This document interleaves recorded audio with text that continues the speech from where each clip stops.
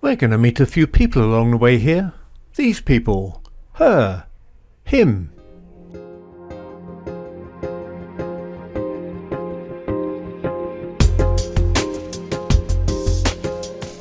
We're starting in Ealing Broadway station, and in this section we're walking to the next station along the district line, Ealing Common. At the western end of both district and central lines, Ealing Broadway has undergone a complete transformation to accompany the arrival of the Elizabeth line.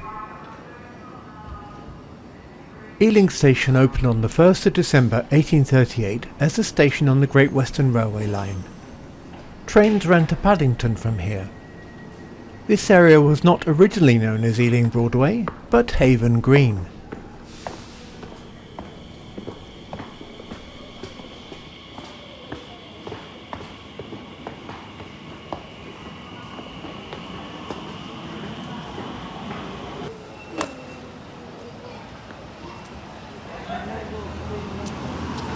That bus opposite is hiding a view of two things. First of all, a branch of Five Guys. But it's also hiding that white building.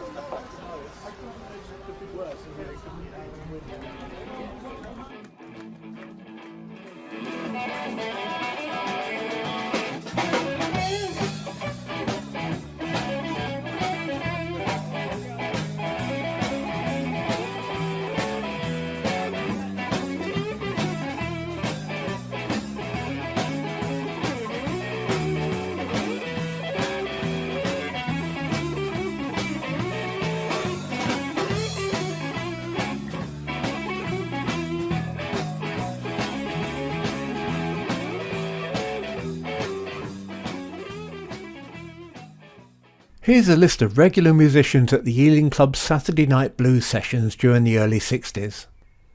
Manfred Mann played there.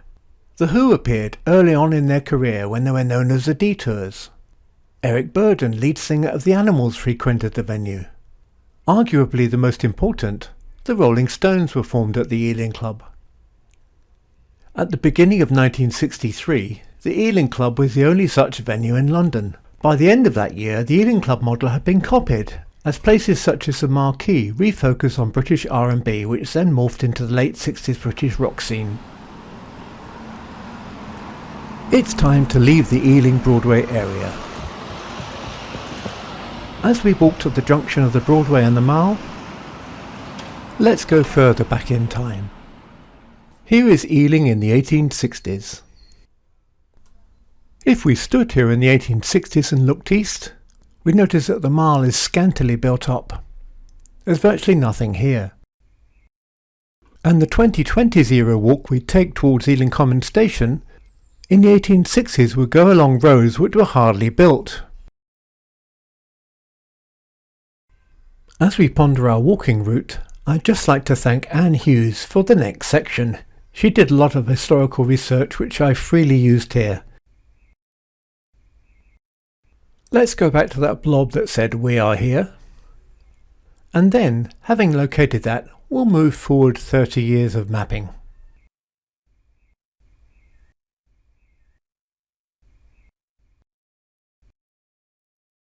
In 1901, Ealing Borough filmed the arrival of their new tram service.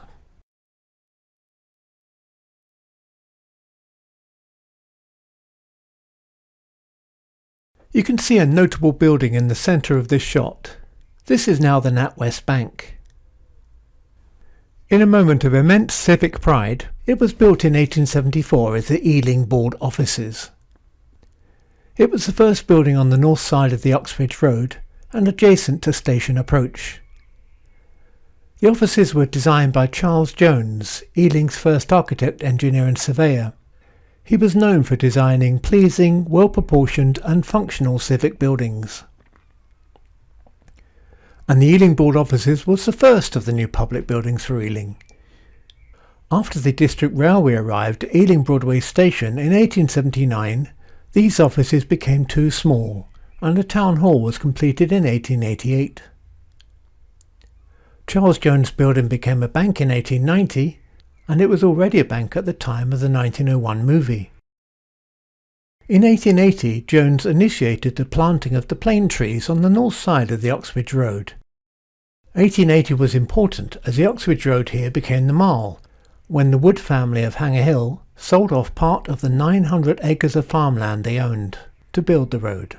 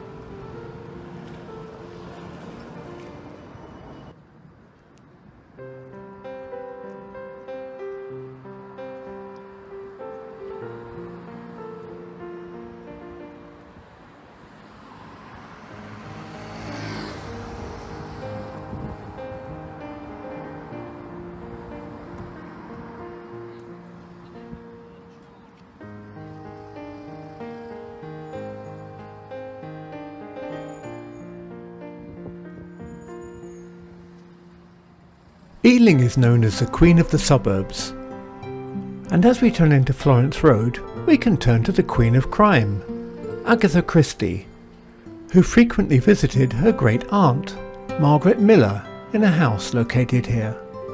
Margaret Miller had lived in Ealing for more than 3 decades when her great niece visited, and she had a very important role to play in Agatha Christie's future, because she was the inspiration for Jane Marple.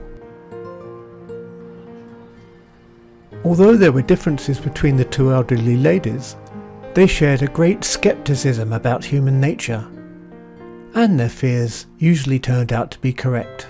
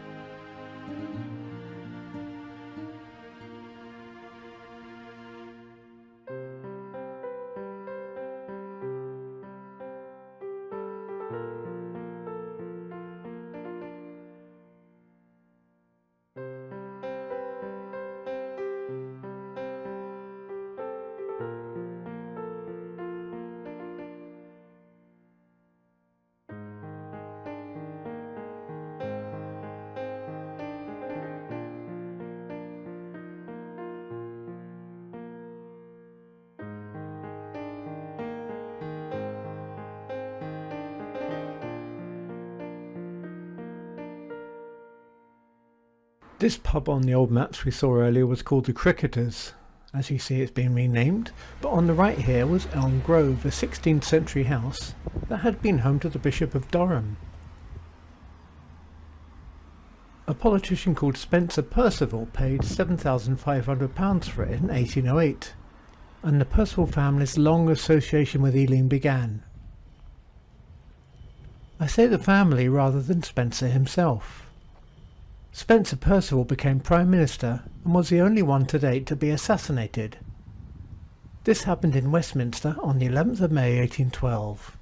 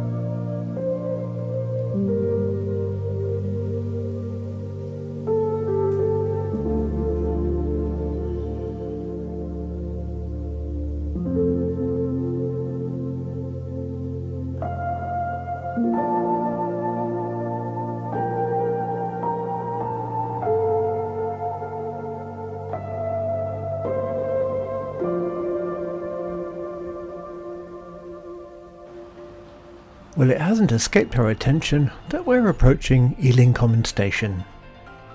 Opened on the 1st of July 1879 by the District Railway, and still going strong.